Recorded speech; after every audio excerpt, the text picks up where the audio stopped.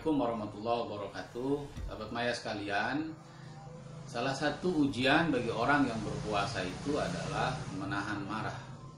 Padahal menahan marah itu adalah salah satu ciri orang-orang yang bertakwa, yang menjadi tujuan dari ibadah puasa itu sendiri.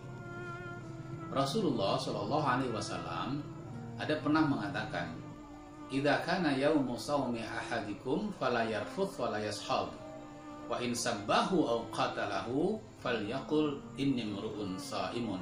Jika suatu hari kamu sedang berpuasa, maka kamu tidak boleh melakukan yang rafat, artinya melakukan perbuatan yang tidak pantas, yang cabul, dan kamu tidak boleh melakukan hal-hal yang bodoh, artinya berdebat-debat, bertengkar-tengkar, tidak menentu. Jika ada seseorang yang menghinamu dan mengejekmu, maka katakan kepada mereka bahwa saya sedang berpuasa. Allah Subhanahu wa Ta'ala mengatakan juga di dalam Al-Quran bahwa salah satu ciri orang yang bertakwa itu adalah al-kadhiminal ghaidha wal 'afina 'anil nas, yaitu orang yang mampu mengendalikan marahnya dan sekaligus memaafkan kesalahan manusia. Saudaraku, tentu tidak semua marah itu dilarang.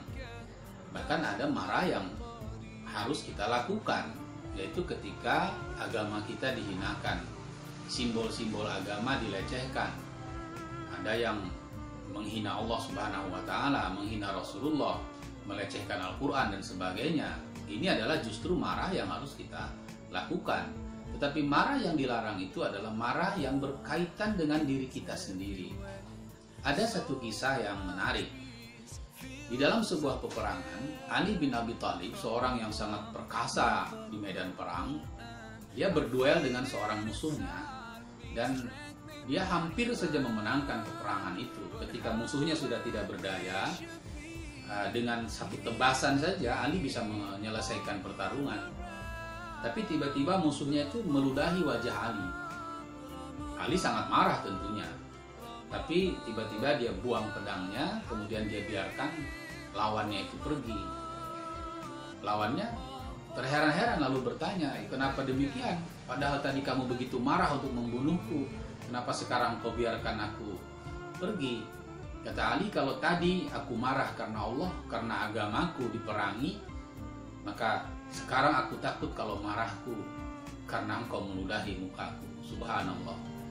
Jadi inilah yang harus kita lakukan. Kita bisa memilah dan memilih mana marah yang harus kita lakukan dan mana marah yang tidak boleh kita lakukan. Saudaraku, bagaimana ketika kita dalam kondisi marah? Terlebih misalnya ketika orang lain melecehkan kita secara pribadi, apa yang harus kita lakukan? Yang pertama, sebagaimana tuntutan agama kita, Rasulullah mengatakan ketika kita marah, kita bertauz kepada Allah, meminta perlindungan dari Allah Subhanahu wa Ta'ala dari godaan setan, karena innal ghadabu minasyaitan, marah itu sesungguhnya dari setan. Maka kita mengatakan a'udzubillahi minasyaitonir rajim, aku berlindung kepada Allah dari godaan setan yang terkutuk. Kalau bertauz saja tidak bisa meredakan marah kita, kata Nabi, kalau kita sedang dalam kondisi berdiri maka duduklah. Posisi duduk itu akan menjadikan tensi marah kita menjadi turun. Kalau duduk juga tidak meredakan marah kita, kita berwudu. Setelah berwudu juga kita masih marah juga, kita lakukan sholat 2 rakaat. Mudah-mudahan marah kita insya Allah akan hilang. Kemudian yang kedua, ketika kita mengalami perasaan marah, maka kita harus berdamai dengan diri kita sendiri. Apa yang dimaksud dengan berdamai dengan diri kita? Yang pertama adalah menumbuhkan pemahaman bahwa apalah diri kita dibanding agama ini. Yang harus kita lakukan itu marah jika agama kita dilecehkan. Kalau hanya orang melecehkan diri kita, maka tak pantas kita marah karena betapa kecilnya nilai diri kita dibanding agama yang mulia ini. Kemudian yang berikutnya, yang saya katakan berdamai dengan diri kita itu, kita harus berbaik sangka kepada Allah Subhanahu wa Ta'ala.